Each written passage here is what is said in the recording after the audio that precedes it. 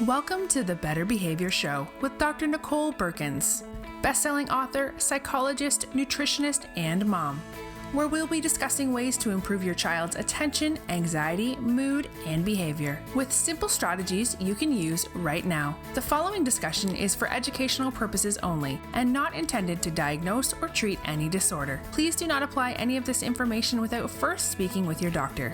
Now, let's head to the show.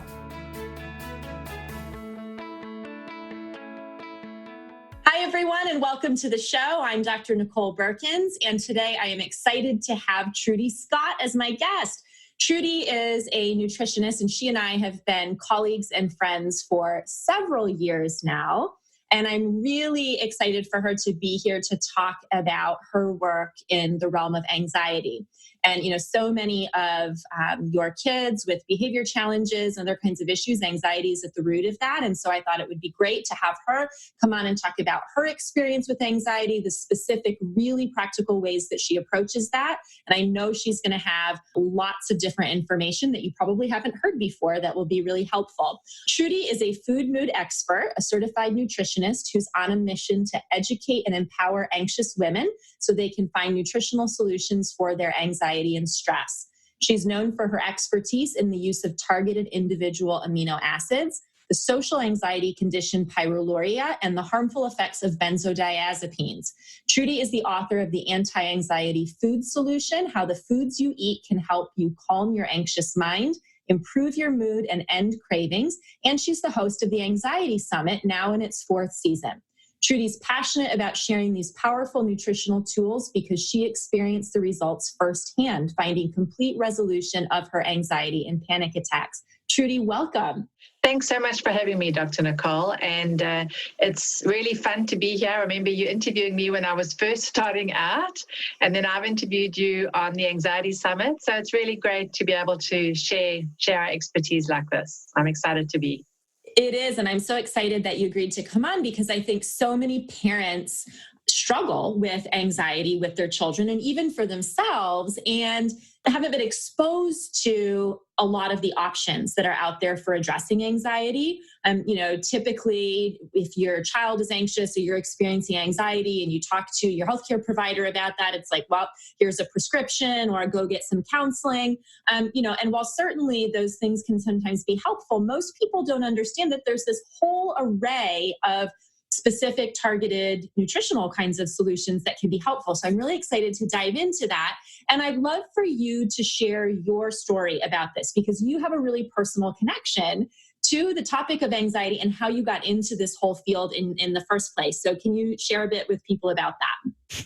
Yes, and I'm really passionate about it because I experienced it firsthand. I was working in corporate America and working really long hours, stressed out, burned out, not getting enough sleep. And I started to get increasingly anxious. And I would just remember waking in the early hours with this feeling of doom.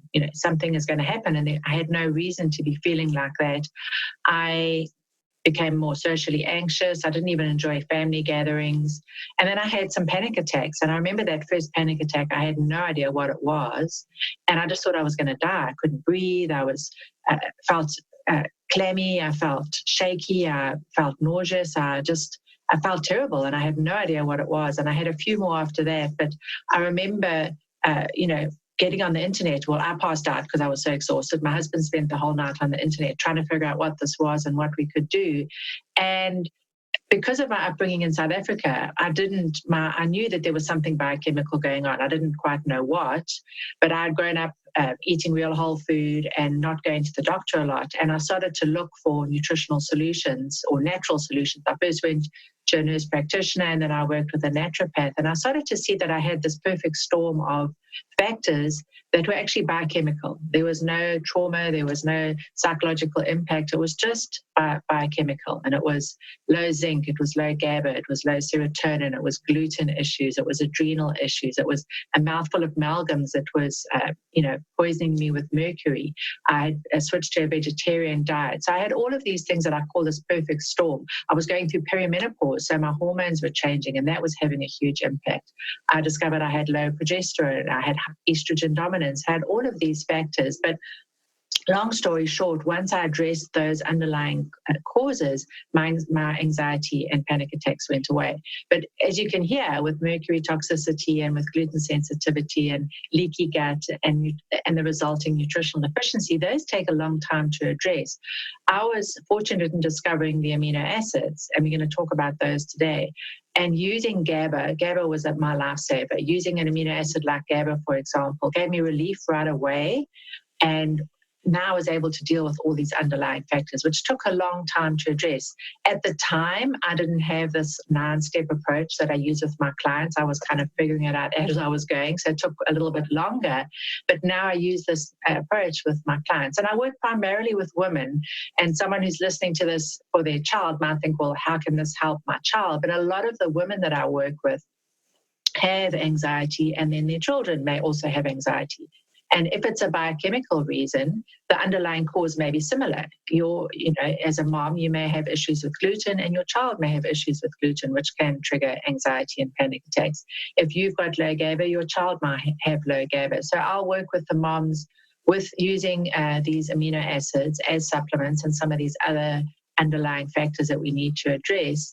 And then they'll see the effects, and then through them I work with their kids. So that's how I got experience working with kids. I don't have the extensive experience that you have, but a lot of the time the same underlying causes will run through families. You may have a grandmother, you may have a mother, you may have the children and brothers and sisters with similar effects.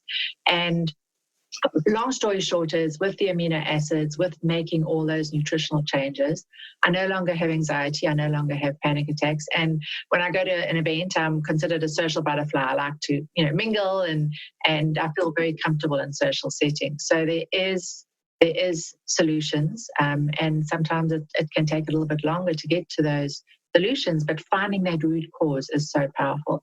Long story short, went back to school to become a nutritionist, and now this is my mission to help those who may be having anxiety, panic attacks, and social anxiety.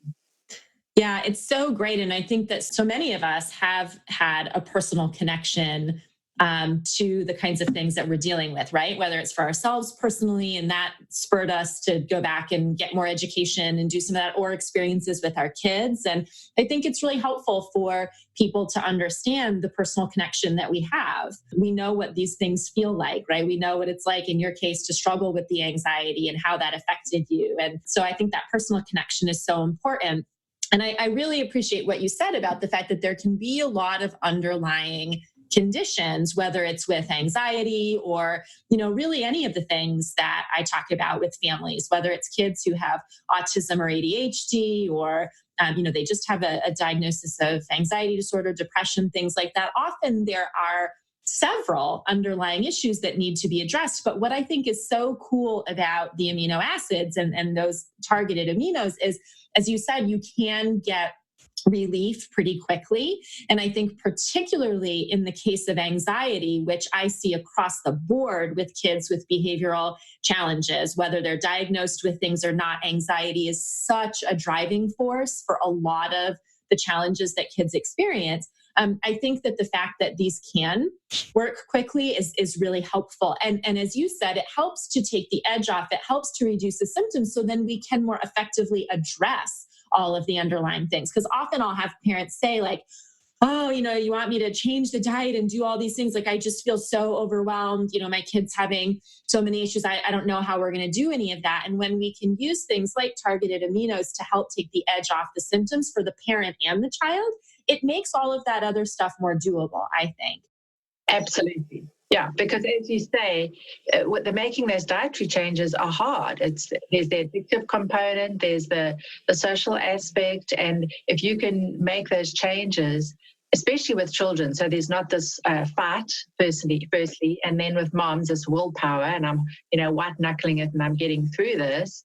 It just makes it so much easier. And I just wanted to mention, you said using the aminos while you're addressing the underlying biochemistry imbalances, but the neurotransmitter or brain chemical imbalances are one of the deficiencies that we are addressing. Because a lot of people will say, well, isn't this like a Band-Aid? Isn't this like taking medication? It's just we're using it short term while we're addressing the real cause.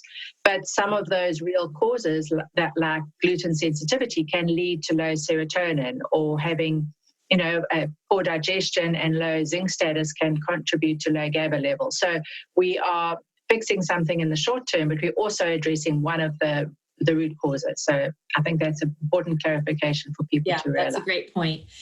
For people who aren't aware, we're throwing around this term amino acids. Can you just quickly kind of give people some context for understanding what amino acids are? What are we talking about when we say amino acids? So we're going to be, when we're talking about GABA and tryptophan as amino acids, they are supplements that are taken, in supplement form, and they are precursors for making some of our brain chemicals. For example, we'll use tryptophan to help us make serotonin, which is a calming amino acid, which also helps with low mood. And then we'll use GABA as an amino acid to help with GABA, which is also happens to be a neurotransmitter, which is also calming. They are the building blocks of protein. So they also, when we consume a piece of grass-fed red meat or a piece of fish or some healthy eggs, when we break those down, we break them down into amino acids. So that hopefully gives people an idea of what these amino acids. And when we've got issues like malabsorption issues or nutritional deficiencies, we don't have enough of the raw materials to make our brain chemicals or our neurotransmitters. So using these as supplements help top up our levels while we're addressing all these other factors. Yeah, I think that's helpful because people have often heard about things like, nutrients like certain vitamins or minerals, and amino acids maybe is a term that they've heard but aren't really sure what they are. So I think that's some helpful context.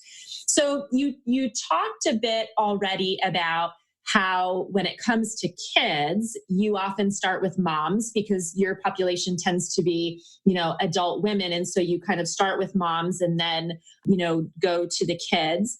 I'd like to delve into some case studies and just talk through some of the specific, targeted aminos that you use, certain types of cases that you use them for. I'd like to give people an idea of how these can be used, because the way that you do this is so practical and can help with so many different things. So why don't we start with talking about anxiety that's caused by low serotonin? So you mentioned serotonin as being an issue. So let's start talking about that. How are some ways that you specifically address that? Maybe let's talk through a case. So firstly, we've got to think about what are the symptoms that go with low serotonin. And using a questionnaire is the way that I have been taught and found to be the most effective way to assess if someone may be low in serotonin. And we don't know until someone does the questionnaire and we look at the symptoms, and then we do a trial of an amino acid, of the respective amino acid to see if that's what they actually have a deficiency in, because the amino acids are only going to work if you need them, if that is what is the deficiency and that's what's causing the mood issue. So looking at the low serotonin symptoms, we'd look for anxiety where it's where there may be a worry, incessant worry about things, reprocessing, rethinking things. Like a child may come home and constantly talk about something that's going on at school that they're really, really worried about. Insomnia is a big thing. So not being able to go to sleep or not being able to stay asleep or even waking in the early hours. Cravings that are associated with all the brain chemical deficiencies, but with low serotonin, it's the afternoon and the evening craving. So they may do fine during the day, but come late afternoon, come in the evening, they're really wanting sugary foods. Negative self-talk, low lack of confidence, just fearful, or phobia. So any kind of thing where there's worry in the head, this sort of ruminating thoughts and fears. These are all low serotonin factors. Anger issues are also often very common with low serotonin. And the example that I'm going to give you is a little girl that I worked with. She was adopted. She was diagnosed with reactive attachment disorder and had explosive anger issues. And she also had insomnia, so she was not sleeping well at all. So she was very fatigued in the day, had really bad anxiety about going to school, and loved colored candies. She just loved sugary candies, and she was a big bread eater. And the mom came into this was a different instance where I actually was a friend who referred the mom, and they didn't have much money to spend. So I really had to figure out, a few things with the least amount of cost that would have the biggest benefit. And I had some blood work from her doctor. She was anemic. So we addressed that with an iron supplement and getting her eating quality grass-fed red meat again. We figured out that gluten was an issue, and she eventually went gluten-free. And we know that gluten can cause, a number of behavioral disorders.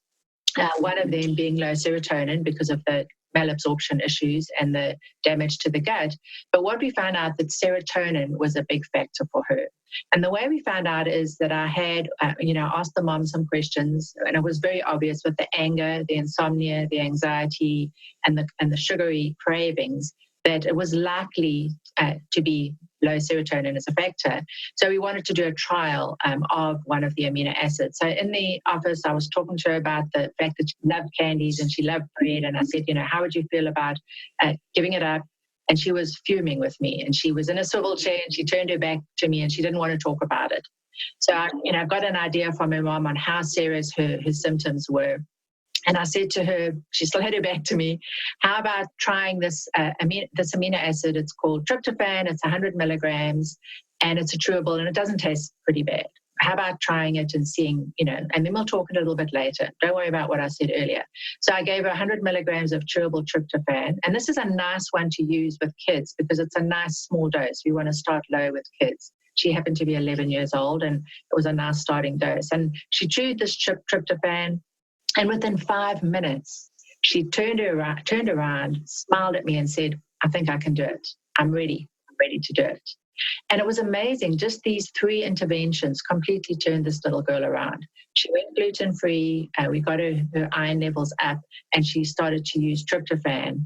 And once we'd figured out that 100 milligrams during the trial was going to have an impact, we actually got on a 500 milligrams. We moved up, pretty quickly over the course of the next few weeks to 500 milligrams twice a day. So it was mid-afternoon and evening. And this little girl was, transformed. No more anger issues. And her anger issues had been so bad that her mom had to physically sort of cower over her to protect her from hurting herself and hurting others. That's how bad her explosive anger issues were. So we got resolution of the anger, the insomnia, the anxiety, and it helped with the cravings. Now, a little bit after I started working with her, she went off to a party and she had some cookies and she had exposure to gluten, and then they could see how strong this exposure to gluten correlated with those symptoms. And this is pretty common to see this kind of result. The important thing is figure out if it is low serotonin, and it could also be low GABA, and it could be the gluten, and it could be multiple other factors, but figure out those root causes, do the trial, and then see how the child responds.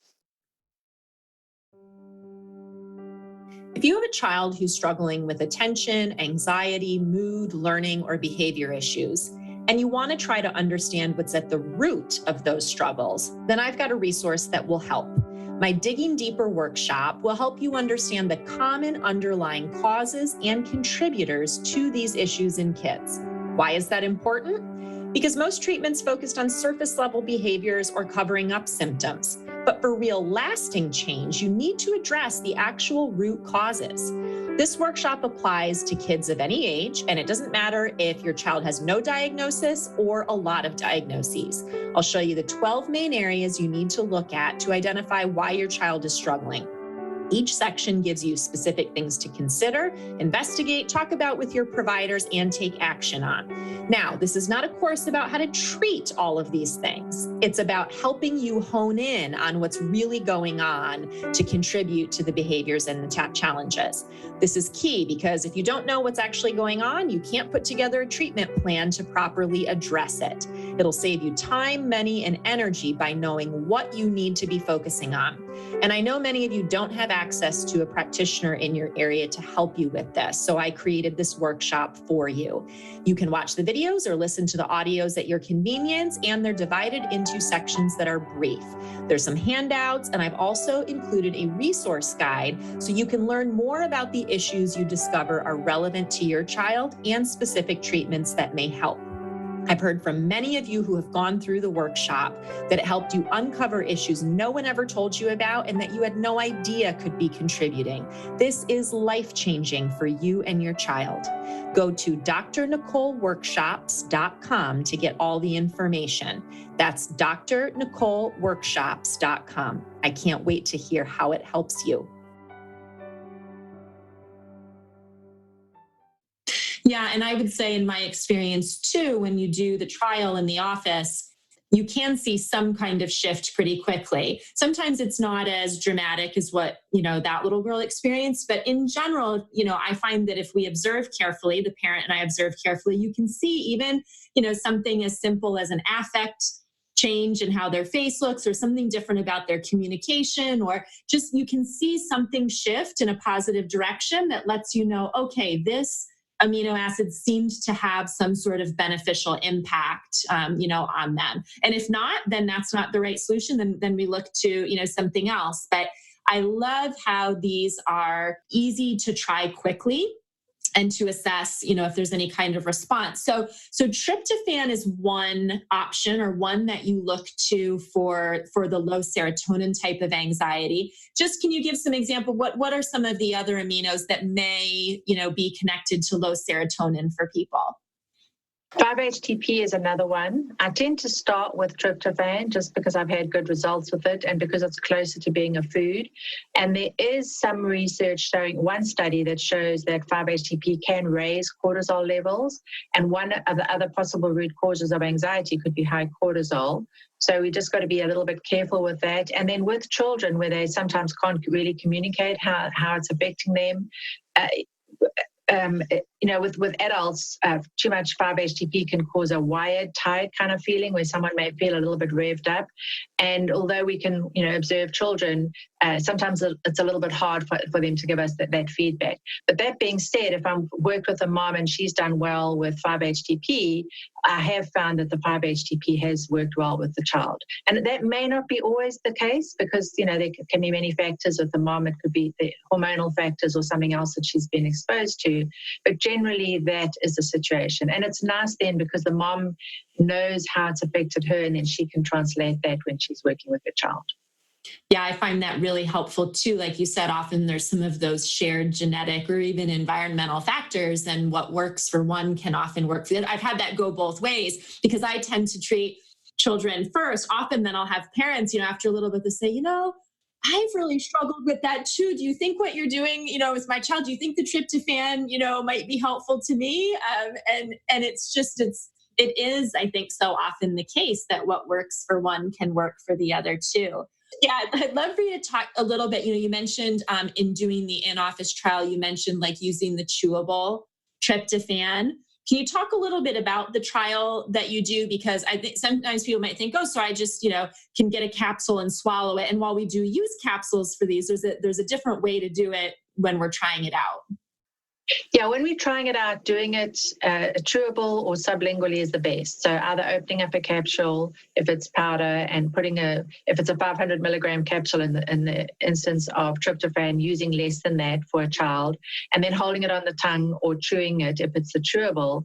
And that way we're getting quick results. And when I say quick, we should expect results in the office within 5 to 10 minutes. And a lot of people say, well, wow, that just sounds too good to be true. But you really have to experience it because then you can see that it does work quickly. And I'll know with the moms that I'm working with, they'll say, is this a placebo effect? Could this really be working so quickly? But when and I have to say, well, it may be because you're sitting here working with me that you're feeling optimistic, but they do work that quickly if they are needed. And then, the experiences that I've had with children who've had no idea what they're taking, like this little girl, just shows me that they can work quickly. And I'm glad you mentioned that they don't always have such a profound effect. Sometimes it's subtle. Sometimes we will, like if I'm working with a mom, I'll start with 500 milligrams and that doesn't make any difference. And then we have to try another 500 milligrams in that same session. So what we're doing is looking at the symptoms, rating them on a scale of 1 to 10 before we start and how severe they are. My anxiety is a 9 out of 10, and I've got these cravings for carbs in the evening. It's an 8 out of 10. Doing the trial with the sublingual or the chewable, and then within those 5 or 10 minutes, giving some feedback. Yes, I feel more optimistic, or I feel happier, or the child may be smiling or laughing when they came in and they were stomping their feet and they were angry and they were irritable. So and sometimes with children, it's harder to assess the level of improvement. And certainly asking them how much it's improved, but you can usually gauge that by, seeing how they respond. And then I've worked with a few moms who've had nonverbal children. I worked with one mom whose daughter had Down syndrome, and she did really well with GABA, and she wanted to trial the GABA with her daughter, and she just used her best judgment and gave her a really, really small amount to start. And she could right away see that the child was more relaxed and less stressed. And certainly when they had family outings, this child didn't misbehave and really mingled better with the other children, whereas before she was much more tense and much more anxious. So it's observation, and then if you can get some feedback from the child. Some kids will say, wow, that's amazing. That really has such a, really helps me. I want more of that. So you'll get a pretty good idea pretty quickly. Yeah. And one of the things too, I think if kids are enthusiastic about continuing to take it, that's also an indication that they're noticing something positive, whether or not they can communicate exactly what that is. They want to take more of it, which says, oh, they're noticing something there, that feels good to them. You just mentioned GABA and the case of the child with Down syndrome. I'd love for you to touch on that. Anxiety caused by GABA, how we might know that GABA, is something to look at there, because this is a tool that I have found so valuable for many of the children that I work with neurological and behavioral issues. So I'd love for you to touch on that. So GABA is, as I said earlier, it's another amino acid, and it stands for gamma-aminobutyric acid. And when you have low GABA levels, you've got this physical tension. So the child you may see them, lying in bed at night very tense. It may affect their sleep as well as low serotonin. And then physically tense, like maybe they'll report a sore tummy, or they, hold their tummy when they're anxious, and tension in the shoulders. So as adults, we'll often see this tension in the shoulders, and you can think of having butterflies in the stomach. So if you can identify that in your child, that's a clue that it may be low GABA. With adults, my moms will often resort to drinking wine at the end of the day to wind down. You may actually use carbs to self-medicate with, and children may use sugary foods to try and calm them down, just to do something to help. So that's in the same way, we look at the symptoms, rate them on a scale of 1 to 10, and then do a trial of GABA. And there's a nice sublingual GABA called GABA Calm, which I'm sure you use a lot. And it's got a tiny amount of tyrosine, so that helps counter the effects of the GABA, but it's a nice low dose, 125 milligrams, which is great, because what I see is a lot of people hear about GABA, they rush out and they buy 500 milligram or 750 GABA, and that's way too much for most people, and certainly for children. So using the sublingual GABA, which is nice because it dissolves in the mouth, so you're getting those effects right away. And it's been great for children. I know there's a chewable chewable theanine GABA product that can work as well for doing the trials. I find GABA to be more effective, but I know I've interviewed someone who works with children, and she uses theanine a lot. So whatever you find that works with your population of children, I think is important. But what it does is it, starts to raise those GABA levels. Something I didn't mention is that these all need to be used away from meals, so away from protein-containing foods, because otherwise they compete for absorption with the other proteins in the meal. But again, you get really, really quick results. And another example of a little girl that I worked with, and this was someone who is in my community, had got on GABA for herself, this mom, and her child was having behavioral issues at school, and they were saying she needs to get on ADHD medications. And they were already eating real whole food, they were already gluten-free. And we didn't say that at the beginning, but we don't want to just jump to the amino acids without addressing the diet and blood sugar control and all those others. And I know that you do that and you're a big advocate of that. But for someone who may be listening to this without knowing that, we've got to do all of the basic foundational work. But this little girl was doing this, and she was irritable. She was fighting with her teacher and her schoolmates. She couldn't focus. She was distracted. She was disrupting the class. She was throwing tantrums. And the mom, because, and usually when you hear this, you think low catecholamines and focus issues. Therefore, maybe we should try this amino acid called tyrosine.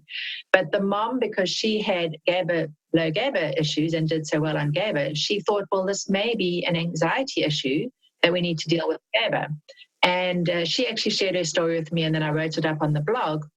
But it turned out that GABA eased her anxiety, and it was the anxiety that was causing the focus issues and the acting out. So with children, as you know, it's sometimes hard to figure out, is this anxiety or is it focus issues that is causing these behavioral issues? And for her, it was the anxiety. When she got on the GABA, she was calmer, and now she could behave well and focus. And the mom said, she's almost like a different child. GABA has truly changed our life. So, but without doing a trial, she would never have known. So this is what we see. I've seen this with adults, and then we see it with children as well. And I think that's a really good point, that very often in children, anxiety manifests like attention problems, hyperactivity problems. It's very common for me to see children and teenagers at the clinic who have been diagnosed with ADD or ADHD, or that's the assumption that that's what they have. And actually, when we delve into it, the issue is they're highly anxious, highly stressed out, and that looks like problems with focusing, problems with regulating their emotions and behavior, problems with getting their schoolwork done, problems with hyperactivity. So that's a really important point. And I love the GABA call. I mean, you were the one years ago who first told me about that form of GABA, and it's wonderful. It's the right dose for so many kids and teens. It tastes good. There's a peppermint or an orange flavor that works really well for kids. It's easy for them to suck on. They can, take it at different points during the day as they get older. Often I'll have my older children and teenagers and young adults who use it as needed during the day. They get a sense of how they're feeling with that, and it's easy. They can keep it in their bag, and if they're feeling more stressed or tense, before a test or before something that they need to do that's anxiety provoking for them, they can use that. And it's just a great tool. And so I love that supplement. Yeah, I do too. And it was my lifesaver when I was having my issue. So personally, I love it. And then I see great results. And as you say, it's pleasant tasting and it's easy to do. The tryptophan, on the other hand, if you don't use the chewable, is pretty nasty tasting. So I should have shared this, but a tip for using the tryptophan as a powder, and for some people, continuing to use it sublingually will give them better results than swallowing it. Mixing it in with a little bit of inositol is helpful, and that helps with some of the OCD type behaviors or obsessive tendencies, or mixing it with a little bit of mashed banana can be very helpful. So those are some tips for using the tryptophan as a powder going forward. That's great. That's a great tip. And are there some other ones with like the physical tension, those kinds of things? I know that GABA is good. You talked about tyrosine a little bit. Are there any other ones that you think parents should be aware of, or maybe be looking into? So tyrosine is the typical one that we would think about for attention issues. So if a child is fatigued and does have attention issues, tyrosine can often help. So that would be one that we might want to consider trialing.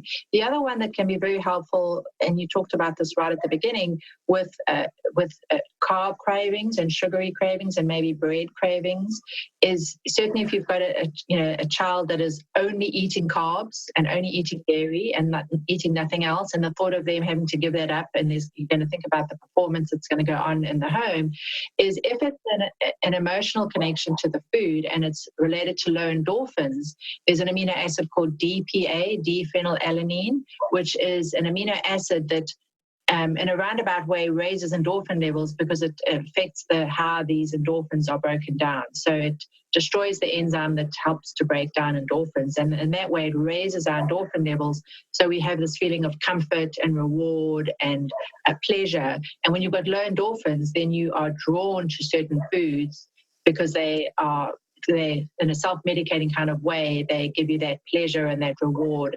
And if you can use DPA to break that addiction, it can often make that transition to getting off those carbs and those dairy type of addictive foods a lot easier.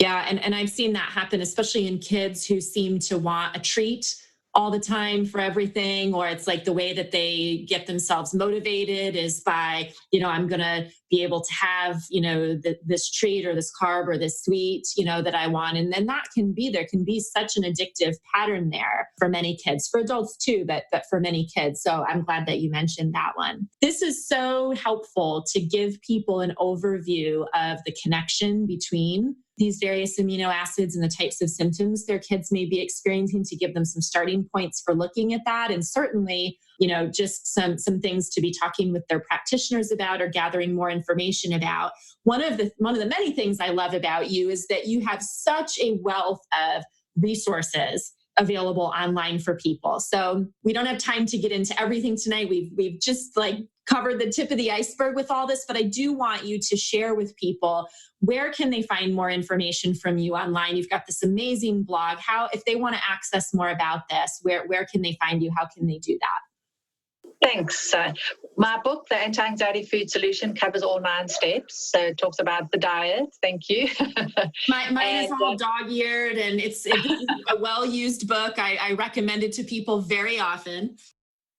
And it's great for practitioners to, pick up and recommend, as you say. It's great for moms to read, to get on board with all of this. And, a lot of people just pick it up and do it on their own. And do fine with it. People, moms that have got a lot of low serotonin symptoms themselves and are fearful may find it hard to do on their own because they've got this worry and they're fearful about trying something with themselves or with their children. So I have a group program where I walk moms, women through how to use a different amino acid each week. As you mentioned, I've got my blog, and a lot of people come there and read about what I do. I share case studies. I've got a newsletter where I share an article each week.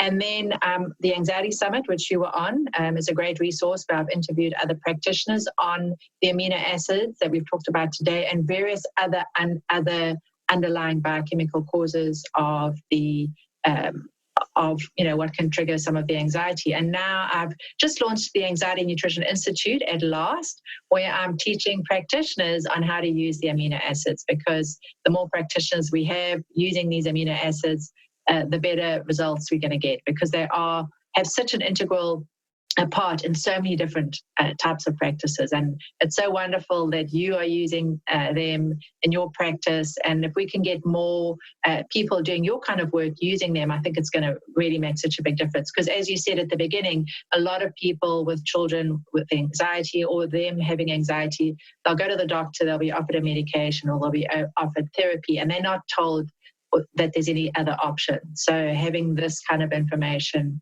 available to them, I think, is going to make such a big difference. Huge. And we've got all this research on, this term nutritional psychiatry. Mm-hmm. There is research behind a lot of this, behind the dietary changes.